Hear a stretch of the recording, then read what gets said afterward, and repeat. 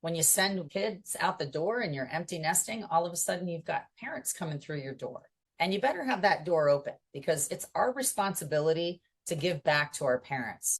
And it's actually a commandment. It says, honor your mother and your father. Bring it on! Welcome to Girls Gone Gritty. I'm Farley Boyle. I'm Darian Boyle. And I'm Jennifer Brenius. Collectively, we're two sister-in-laws with our bestie. We don't just talk, we do it. Day, night, mountain, beach, and city. Get ready as we bring gratitude and attitude to everything we do. We jump in head first, unafraid, and we're all in all the time. We bring it on and get it on each week, diving deep into authentic, unscripted conversations on just about everything. So, let's get gritty. Bring it on! Bring it on! Don't wait until tomorrow! Hey, friends. Thank you for tuning in to Girls Gone Gritty. I'm Jennifer, and I'm sitting here with Darian and Farley, and we're so happy Darian's back in studio. We had such a great week, and we're going to talk about our top 3. We have some interesting facts that are going to change what you have in your diet. And we also have an incredible grit maker. But before we get to that, we'd like for you to continue to support us. And the best way to support us is to tune in and share one of the episodes you've listened to in the past, maybe the episode today. Get somebody to binge listen to Girls Gone Gritty, because we are trying to shift things in society by having real conversations. And having real conversations is what we love to do. So how was the week, guys? Well, you were on a road trip. My oldest son is a ski instructor in Telluride, Colorado. So I was able to take my mom out to see him, and we were busy. Mountain life is a busy life. Darian knows that. We hiked and biked, and we went out to a beautiful place I'd never been to in Utah, which is Moab. I've spent a lot of time in Moab. I'm biking on Slick Rock, and you can go to the Four Corners. I got dropped and had to hike down and then went on a 4-night, 5-day White River rafting trip. Yes, because Grand Canyon, and there, we were kayaking. So much fun. Well, what's really cool, my mom is 6 years old and has gone through her own medical issues, as many people do when they get up there in age and are active. It's a great park because it's accessible for a lot of people. There's a nice road that goes in, and you're able to see some of the arches without having to go on these long hikes. So I think it's a great opportunity to get out into the national parks and be a part of nature. It helps not only with your physical health, it helps with your mental health too. And as we age, we all need that. My dad blew out his Tevas. The only pair of shoes he stepped into the muddy water to get into the boat, blew it out, and had one Teva for the rest of the trip. And we're talking hard terrain. There's some hard terrain. We had our 8th grade class trip cross country. We drove in vans with kayaks, climbing gear, mountain bikes, and we ended up Moab, and it was amazing. And then you go to these cool little Indian villages there. I saw pectographs. Yeah. And I remember on that trip, we go and scout this river. We're in our kayaks. And I look at my line. I put GMVS on duct tape on the bottom of my kayak. And as soon as I got into the river, I was just spacing out and flipped. So my photo going down the river was the bottom of my boat. GMVS is I'm like in class 5 river getting feet up and then tussled and tussled. It's so fun. I love it. I'm glad you had a great time. Yeah. And going back, for those of you that don't know what pectographs are, we'll put that up on our story. It's an ancient cave dwelling drawing, and I have some photos of it. It's pretty cool. Right. So it was a great trip. But again, get outside. We are in fall, and it's a great time to be a part of nature. Although I don't feel like it's very fall-like here in the Northeast. I was surfing Hurricane Gabriel, graced us with beautiful waves. Water's 70 degrees. It was 85 in Columbus. I was at Ohio State this past weekend watching Abby's first fall ball game, and we were sweating bullets. Oh, yeah. And we're off to Notre Dame today. Fall ball's here. So, ladies, I have some really fun top 3. And coming in at number 3, Gimme Nuts Now, Bravo Nuts. That squirrel photo scared me. It's phenomenal. I actually think it's pretty crazy. If you ever saw Cujo, Stephen King, like the animals taken back. We're going to attack people. This squirrel, for those of you who haven't seen it yet, squirrels do not get rabies, which is a very good fact to know. But if they're fed consistently and all of a sudden there's no one feeding them, they can turn aggro. And this one was going and biting people and crawling up their legs and arms looking for snacks. And it just went AWOL. Yeah. Well, when animals get used to humans living in their environment and they find food, they're going to get aggressive. My son's girlfriend, she had a bear get in the cart looking for the apple, like literally ruin the whole car trying to get in just for this one apple. I love when you see safari drive-throughs and you see a giraffe going in through the sunroof and Yeah. people are doing naughty things and feeding them. But it's so true. Jeff is in Vermont right now. And he called and he said, the bears are all over. There's a mama, daddy, and four little cubs. You cannot leave any food in your car. You have to have the windows up. Did you ever see the movie Cocaine Bear? Talk about a bear that went Richter looking for the bindle. Okay, at number 2, is it really Prime or just robbing us all of our extra dime? They're sucking us in. We are sucked in because having a Prime membership by Amazon, you do get your items within 24 hours and you're prioritized, but it is going to come with a fee. Just wait. This is what they do. They suck you in with free, make it cheap and easy, and Get you and put everybody out of business at a very low cost. And then all of a sudden you have no other option and they jack the prices up. And it's a rounding error for these guys at this moment just to acquire market share. I think it's incredible what Prime did with everybody in your household, and everybody you sent to would be free. And now they're ratcheting everything back. So be careful, because if it's too good to be true, it usually is. And that's what credit card company did to us. We all got credit cards, and now you're paying 3% on top of everything that you are purchasing, on top of paying a fee to have your credit card yearly. And they sucked us into that. It's very sneaky tier marketing, and you can't even figure out how to get out of your Prime membership. Like, No, There's so many loopholes. No, you can't. Every day there's a brown bag coming because Dee Dee figured out how to and realized. So these bags keep coming. I've said, stop hitting the button. Like, but I do too. In the middle of the night, I wake up, I'm like, oh, I need it. And then the next day, what did I order? Because I'm half sleeping. we are But- called consumers for a reason. It's easy though. When I hit the button, click. Mom Day or and two pop later, shops and the regular they're going out of business. drugstores and It's important to support local. Let's go back to Definitely. that. So It is. there's that Always takeaway support. today. Coming in at number 1, one of the biggest names in processed foods is finally cleaning up its ingredients, and it's about time. well, Oh, that's a great number 1, because the amount of high fructose corn syrup in our diet is rampant and insane. And I guarantee that's the correlation between the type 2 diabetes and the obesity epidemic, because when you look at when they started putting this in our foods, it correlates with health and well-being going south. And most other developed countries don't use these additives in their foods. we are talking about Tyson. We did not give you that name. So by the end of 2025, Tyson states they will remove not only high fructose corn syrup, but sucralose, BHA, BHT, and titanium dioxide. So if one jumps on the bandwagon, usually that forces all the other bigger conglomerates to do the same thing. And that is our hopes, is that everybody's going to see that Tyson's cleaning up their act, and hopefully more people will follow suit. Hey, they're the They leader. have to. They're Yeah. leading the way. Hey, I'd buy them if you hear that. I would like, buy them okay. first before I would buy somebody that's just turning a blind eye to it. I have to chicken.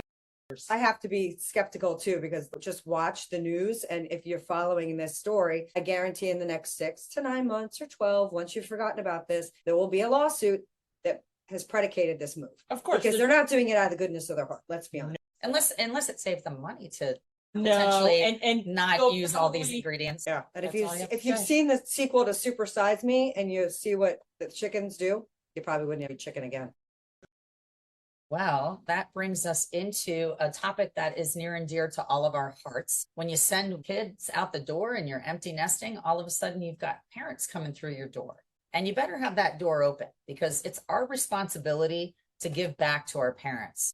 And it's actually a commandment. It says, honor your mother and your father. And that's where we, the 3 of us, are in life right now. And there's a lot of good tips that we can share with you so that you understand before you're in it what it looks like. And you need to have your ducks in a row in a lot of ways. So we're going to share what we have learned at this stage in our processes. My mom is loving life. She's playing tennis 4 days a week. She swims every day and dances on the bar. She can't handle taking a vitamin D pill, not even 1,000 milligrams. She can't handle any vitamins. She's so healthy. She uses Pond's on her face and she gets more beautiful every day. She does. And, you have to say, Mom, let's get you to the doctor. Let's get a wellness check. So they have these geriatric doctors. I remember calling one of Jeff's friends, like, hey, I have a question. My mom wasn't feeling too well. She's like, oh, you should get a geriatric doctor.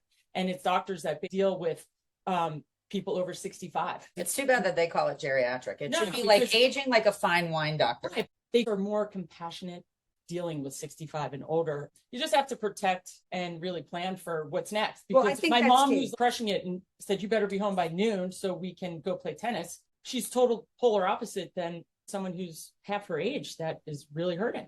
It hits you in the face when you least expect it. My parents were totally healthy and they were the epitome of independent living, doing everything on their own and staying active. And then my mom got an unfortunate diagnosis that took the rug out from underneath everybody. And my dad started to decline pretty radically at the same time that my mom was in the throes of her disease.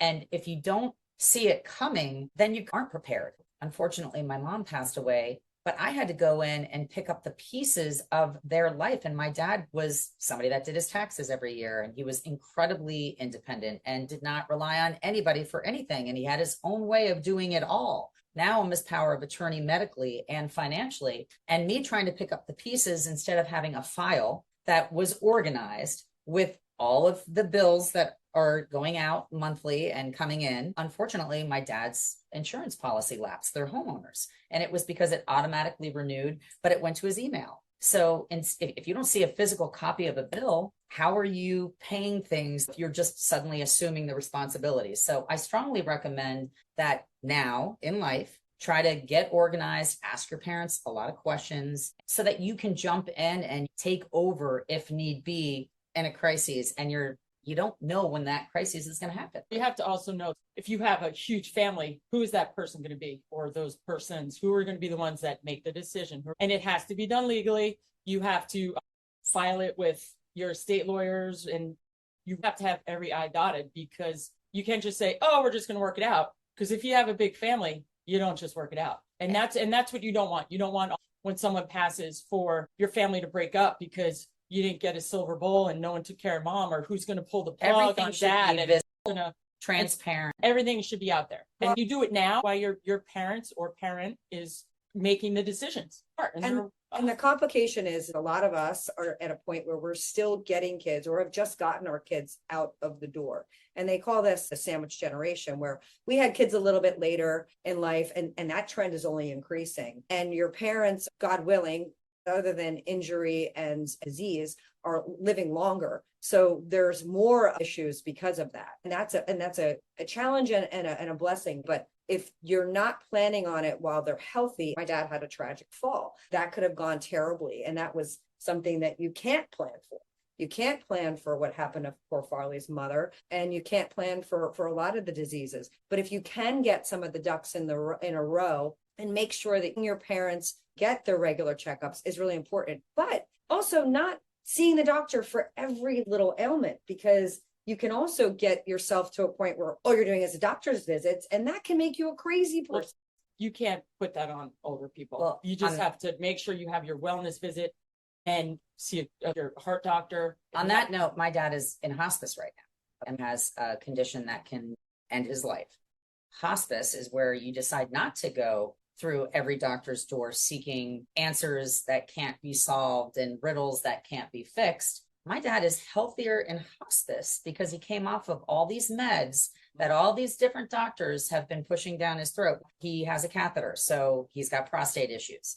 We don't need to be on all this prostate medication anymore because he's got a catheter. There's a lot of interesting coincidences that aren't coincidences now that my dad's in hospice. He's actually thriving and he's more mentally competent because we've removed A, the meds, B, the stress of him having to go from doctor's appointment to doctor's appointment and then hear negative news, because at this stage in his life, it's not going to be positive news. They don't sugarcoat it, and they do not have bedside manners. It's like, hey, you do this or it's death.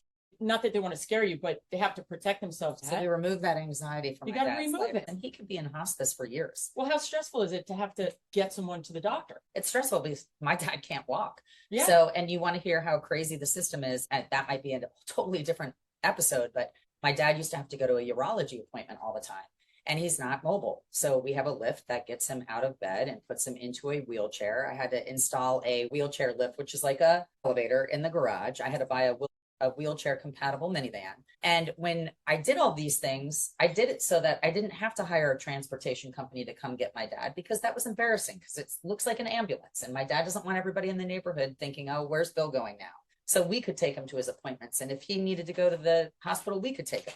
Well, the urologist office is not equipped to handle people that are not mobile. So they want him to come into their office on a stretcher from a transportation company, which is $380 to go a mile. And that makes no sense. Why is the urology office not equipped with a hydraulic lift like we have to get him out of the wheelchair? It's just money, money, money. It's so broken. Yeah, it is. Well, it's hard because you're so emotionally attached, and it's difficult because you're trying to make the best decision for a parent who's challenged, and you don't remember them that way. You don't want to remember them that way. Thankfully, with my situation, my mother-in-law is about 10 years older than my parents. So I see what's happening in her life right now. And I'm able to help my husband through it because it's not my mother. And I'm a sounding board for him. And if you're having this challenge at home, lay out lots of options. And sometimes people aren't ready to take on those difficult transitions. So the first thing we had to assess was her ability to care for herself. She lives alone. And that is hard. We had to take away her car a few years ago because she was not remembering things. And we thought she's going to hurt somebody or herself. In either scenario, we couldn't live with. So unfortunately, we had to take the keys. Now that reduced her mobility, and that made it really difficult for us to make sure she got places and doctor's appointments. So it put a burden on other people. And you do end up being the parent for your parent, which I think But is how really easy is challenging. it for doctors to go, oh, they can't drive anymore, just take their keys because they're too old? Try telling my mom that. Oh my God. Look, The They're old, DMV they're should not require them to go back and get they're reassessed old, at they're 80. not dead. That's the thing. And Jeff was driving to the beach the other day, and all of a sudden, this old lady ran the stop sign, and a pickup truck T-bones her. So Jeff, who's the first responder, ran out of the car. Are you okay? She was fully shaken up. The person sitting shotgun, the granddaughter, horrified. She's like, "Oh my gosh!" And please don't. They can Call my kill themselves. They can don't- kill I someone Call else. my insurance company because now they're going to take their license. And It's that just- might be the perfect example of when it's time. that corner, people just don't see the stop sign.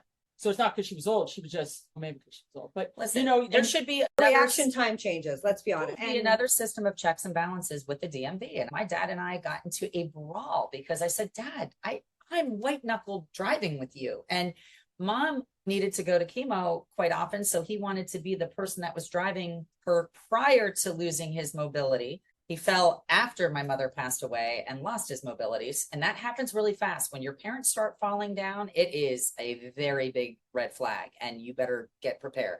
But if the DMV would just help, you call them and say, hey, my dad's driving right now, or my mom's driving right now, and we're having a really hard time. We don't want them to hurt themselves or anyone else. Would you please pull them over? And they get pulled over and they have a conversation, and the cop assesses things and revokes their license.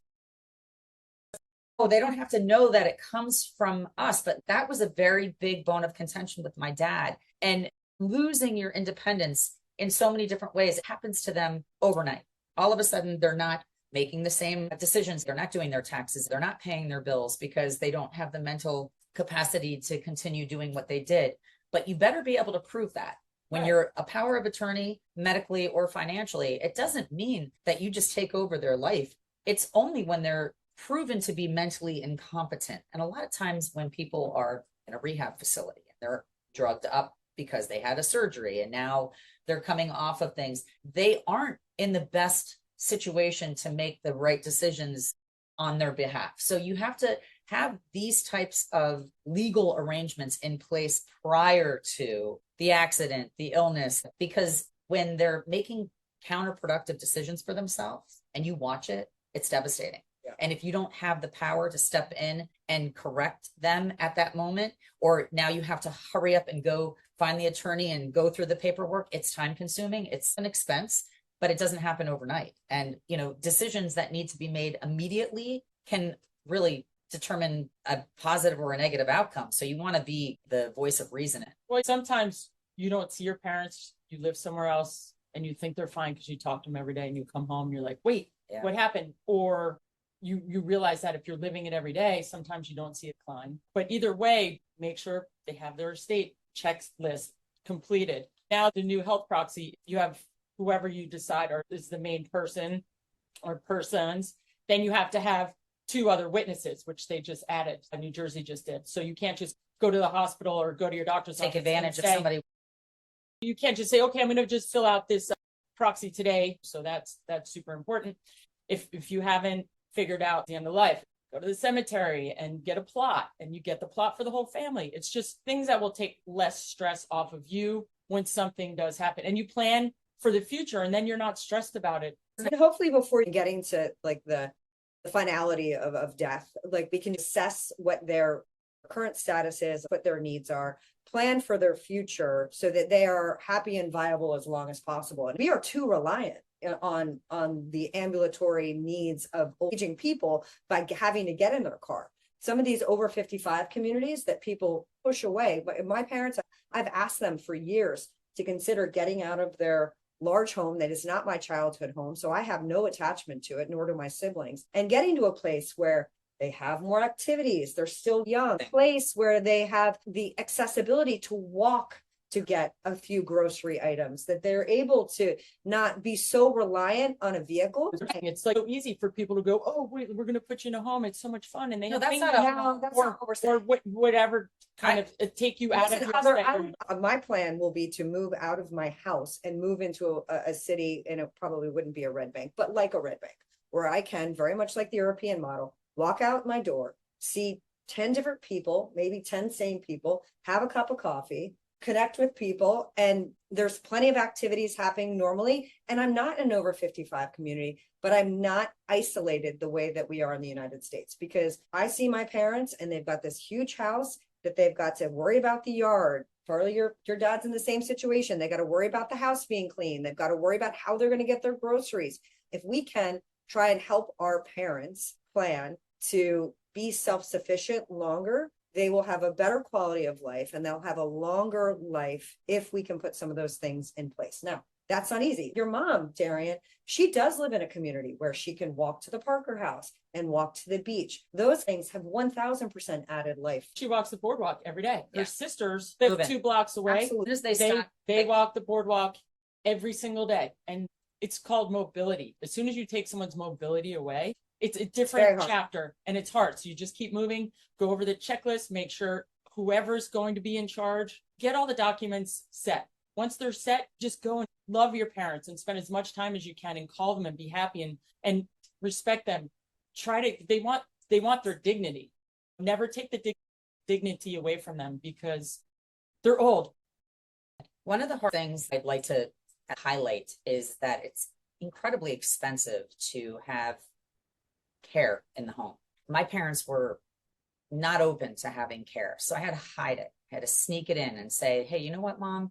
I'm going to bring in a cleaning lady, and she's going to come in 2 days a week, because my mom was in the throes of chemo and did not want to relinquish the reins, and was simultaneously taking care of my dad while she was sick. So I slid in a caretaker who was called the cleaning lady. So there are creative ways around this if you have parents that are incredibly independent and don't want to lose their dignity. And it was a beautiful situation because they didn't realize that she was that person, but she was my eyes. My parents live in Florida. I'm in New Jersey. So I had a liaison in the house 2 days a week that could give me a good overview of what was going on. As my mother's illness started to get, worse, I ramped it up, and I went to care.com, an invaluable resource, because I was able to find caretakers that matched what I was looking for. And that's the other thing. You have to really understand what your parents' needs are. My dad, unfortunately, is total care. So if I were to put him in a facility, which I never want to do, that bill is skyrocketed because he can't do anything for himself. So I went from 2 days a week with a cleaning lady who was really a caretaker. Now I have 24/7 care 7 days a week. And I have 4 people that split that job. And it's very costly. So understand, if your parents have finances that you can tap into at some point when they need help, and start getting educated in the cost of care. And if you are looking to buy a house and they don't have ample savings, maybe you want to take into consideration a grandma flat, because there are ways to keep them in your home if you are that type of a person. That was the only way that my dad wanted to go. Assisted living And this is without issues. Starts off at $75,000 a year. That's just, and I think that's low. And I think That's that like that a- has to be adjusted for where you live because Yeah, obviously is- areas it's different. This is we're just the doing this with my national mother-in-law median. right now. It's $51,000 to $6,000 monthly. I can tell you right now, I pay $17,000 monthly. So it's a lot of money. It depends on the quality of care. It depends on if they're coming to your house. If you go through an agency, you might not get as phenomenal of care because the agency's taken a big hit from that person. So care.com, you're not going through an agency, which I like. So the person is actually putting more money in their pocket. And I feel like you get better quality care. Seniorliving.org or Place for Mom are two places where you can do some due diligence and figure out the national median on costs. And agingcare.com and Cedarhurst Senior Living, that's cost by state. Just get educated on that because the number is going to surprise you. And as they come into situations where they need more care, that's just cha-ching, cha-ching, cha-ching. The price tag continues to go up with regards to how much care they need. Yeah.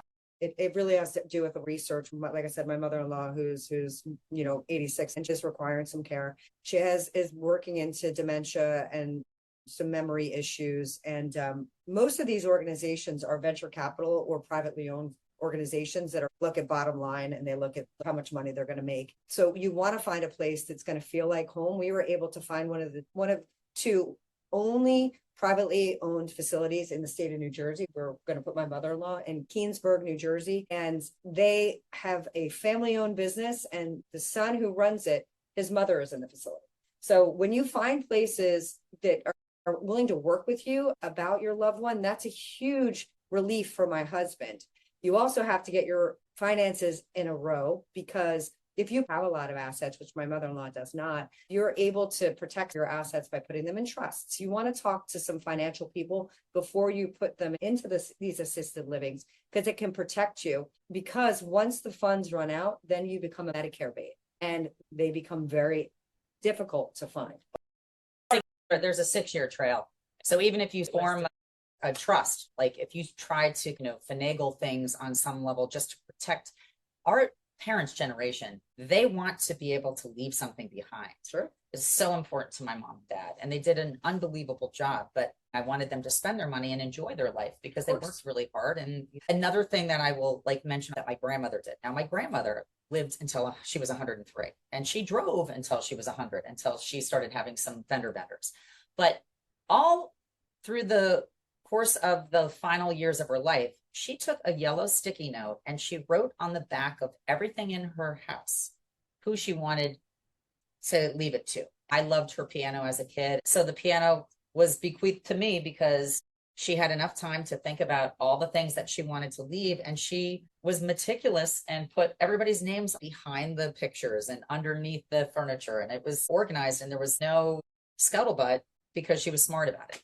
Because you want to prepare and you have things be organized for your family once you're in that state where maybe you can't make those decisions, whether you're in a facility or whether you've passed. At the end of the day, what you're trying to do is really make it easier for your parents that are aging. And if you're an aging parent, you're also trying to make it easier for your kids and your grandkids once things get a little bit more muddled. So again, it's the prepare to fail, fail to prepare ideology. You want to try and get ahead of your aging parents. And it's a bummer because we're a sandwich generation. Darian's got a young daughter and I've got a 16-year-old son at home. So it's not easy dealing with an 86-year-old's issues. And they are both equally important, but you only have 24 hours in your day. So try and assess things and get ahead of them. Have a conversation about where people are in your life and show them some love what and your respect. mom and dad want at the end of the day as well. They should fill out their will and there's form, anything you want to give to any of the kids. You just do the itemization. This goes to this, a little description. This goes to this. And if you do it now, But know how you want to honor them and prior, yes. because my mother and father did not want to have a plot. They wanted to be cremated. So it was a conversation that we had to have prior so that I understood what they wanted and I could execute that on their behalf. And if I hadn't had that conversation with them, then I probably wouldn't have known exactly how they wanted it to look. It doesn't have to be a morbid conversation. Have a conversation with them and say, how do you envision this? What do you want? And That way, some of the cobwebs are removed from the topic and you feel organized. Well, and it's the trend that I think is fantastic when someone does pass, framing it in the celebration of life. So we can celebrate people's time on this earth and have them feel respected and honored. And then once they've transitioned to the next life, they know that the family is going to be intact, because that's the one thing that you don't want. You don't want the family to be in disrepair because of infighting, because of an aging parent. So having those conversations before and getting ahead of them, I think is immensely important, because everybody has a different way of handling how parents age. And when deceased, how that's going to look. So if we can do any of that to make life be celebrated and not a calculated mess at the end, I think that's a win-win for everybody. All right. So who's our Got Grit winner of the week, ladies? Well, we're going to go in a completely different direction, because there's been a lot of talk lately about the climate. We talked about how hot it is here on this planet, and we referenced in one of our plastics episodes that we've got problems with plastics. So our Got Grit winner of the week is the amazing Lauren Choi. She's a graduate student at Johns Hopkins University, and she's taken the solo cups that are so prevalent in our college campuses and makes all different materials and apparel out of them. It's called New Norm. She's been able to transition these seemingly unusable plastics. Those solo cups, they're very hard to recycle, and she's upcycled them into a whole company and a whole product that's changing the paradigm of not holding your plastic solo cup for too long. I read in the article that there's a machine that shreds the red solo cups and turns them into fiber or thread, and the thread is very soft, and they're making beanies and sweaters, clothing. Yeah, that was the innovation. But for those of you that have a Patagonia fleece, those are a lot of recycled plastics, but that's a typical fiber cut and sew, and there's a lot of waste created with some of those traditional things. So she's created this fiber that you can weave and knit into whatever you want, and her price point is extremely reasonable and accessible. I think her sweaters run between $45 and $85. So in today's world, that's not too bad, and you're also saving the environment with your purchase. So thank you, Lauren. You are our Got Grit winner of this week. So everyone keep crushing the red solo cups. But they have the cool metal ones now too, since we have plenty of red solo cups for Lauren to use. The plastic farms. And Darian is going to give us a lyric. Yes. So this song is one of my favorite songs, and it has huge meaning, because when I broke my neck, one of my friends who's a musician wrote the song, and it was about me and my situation. I sing it, I hear it, I listen to it, and I get goosebumps. I drive in the caddy, and I'm like, oh, heaven sends me, what a day. I guess I'm lucky for once in my lifetime. I thought I'd see you once again, my friend, but I guess it's not my time. Better start thinking twice. For once in my lifetime, so I will remember and not take another day for granted. Let's face it, better live it like there's no tomorrow. I will remember and not take another day for granted. For once in my life, once in my life. So it's my friend Matt Reardon from Tahoe, Yep. Black Sunshine, and it's called Once in a Lifetime. And it's just a super powerful song. And thanks, Maddie. And that song really ties back into our subject matter today. Exactly. And we want you to always take care of the people that you love. Maybe make a phone call today. Tune in to somebody who maybe is aging, maybe an aunt, uncle. It doesn't have to necessarily be a parent. It could be somebody in your life, maybe a next door neighbor that you need to check in on as they age gracefully. And we want to thank you so much for that beautiful song, Dee, because it hits home for so many people. It's a great one. And don't forget to go out and hug your loved ones. Interview them while they're here. I did that with my mom and dad, and we just hit play on our phone and asked them questions that we wanted answers to. So think of things that you might want to know about your parents that you haven't had that conversation. Where did they meet? What year was their first kiss? Things that you're not going to be able to go backwards and ask them when they're no longer here. So I recommend an interview or a little book that you jot down some very relevant details, because when they're not here to answer for themselves anymore, who are you asking? You know, Farley, that's a great way for you to thread in some of those more difficult questions too. You're having a wonderful experience with somebody who's aging, and you can also thread in, well, we want to make sure we honor you the way that you want to be honored. And that way, that difficult conversation that we have to have is softened with True. remembrance and love which is what it's all about. Exactly. Thanks for tuning in to Girls Gone Gritty. We look forward to seeing you guys next week. Thank you for tuning in to another episode of Girls Gone Gritty.